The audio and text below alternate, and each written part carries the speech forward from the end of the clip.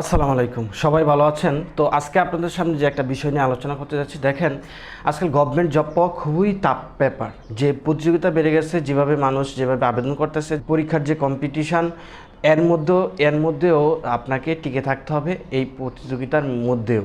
তো সেক্ষেত্রে আমি কিছু কিছু জবের কথা আজকে বলবো, যে জবগুলো আপনি সেই জবগুলোর ক্ষেত্রে এখনও যাবেন না।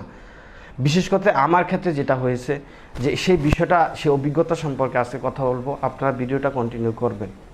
তো প্রথমে আপনাকে বলবো যে মার্কেটিং যে জবগুলো আছে, আপনি চিন্তা করছেন যে আপনার যে পড়াশোনাটা আপনি যে কোনো একটা জব করে সেখান থেকে আপনি চালাবেন এবং পরবর্তীতে আপনি পাশাপাশি প্রিপারেশন নেবেন গভর্নমেন্ট জবের জন্য। আসলে বিষয়টা যেভাবে আপনি এত সহজ করে ভাবছেন, আসলে কিন্তু এইরকম সহজ না। আসলে বাস্তব জীবন খুবই কঠিন।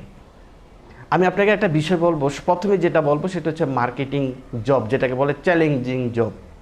এই চ্যালেঞ্জিং জবে যদি আপনি ঢুকেন, সেক্ষেত্রে আপনি কোনোদিনও সম্ভব না যে আপনি এটার পাশাপাশি আপনি জবের জন্য, অর্থাৎ গভর্নমেন্ট জবের জন্য প্রিপারেশন নেবেন, কোনোদিন সম্ভব না।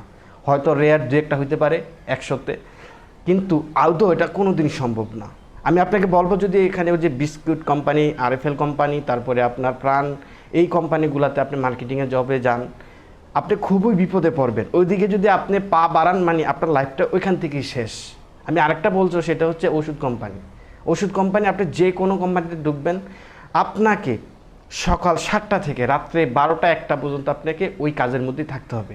আপনার ডাক্তার ভিজিট, প্রত্যেকটা দোকানে অর্ডার শিট তৈরি করা, অর্ডার করা, এবং বিভিন্ন হিসাব নিকাশ, ডাক্তারি ভিজিট, তারপরে ডাক্তারের সাথে প্রেসক্রাইব করা, নানা রকম জটিলতা নিয়ে আপনি এমন একটা মানে সময় কাটাবেন, যেই সময়ের মধ্যে আপনি কখনো সম্ভব না আপনি পড়াশোনার মধ্যে মনোযোগ দেওয়া।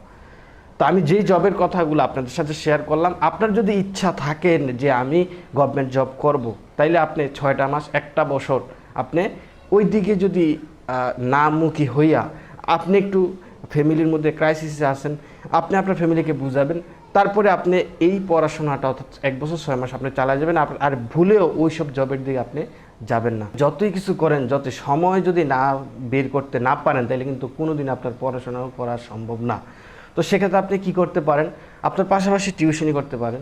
একটা মাছ দিয়ে খাইতে পছন্দ করেন, মাছ কদিন খাবেন না, তারপরে আপনি সবজি টবজি দিয়ে মানে নিজেকে যেভাবে মেনটেনেন্স করা যায় সেই বিষয়টা যদি আপনি নিতে পারেন, তারপরে আপনার ফ্যামিলিকে একটু বুঝান যে এই 1 বছর 6 মাস যদি আপনি কিছুটা কষ্ট করতে পারেন, পরবর্তীতে কিন্তু আপনি অর্থাৎ মানুষ কিন্তু সারা জীবন কষ্ট করে না, একটা সময় সে কিন্তু এই কষ্ট করার পরে সে আজীবন ওই সুখ অর্জন করতে পারে।